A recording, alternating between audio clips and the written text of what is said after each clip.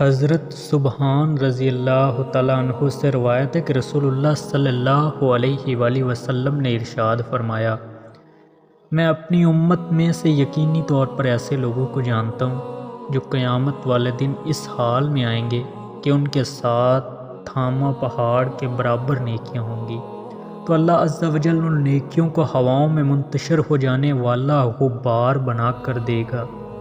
تو سبحان رضی اللہ تعالیٰ عنہ نے عرض کیا کہ اللہ کے رسول، ہمیں ان لوگوں کی نشانیاں بتائیے، ہمارے لیے ان لوگوں کا حال بیان فرمائیں، تاکہ ایسا نہ ہو کہ ہم انہیں جان نہ سکیں اور ان کے ساتھ ہو جائیں۔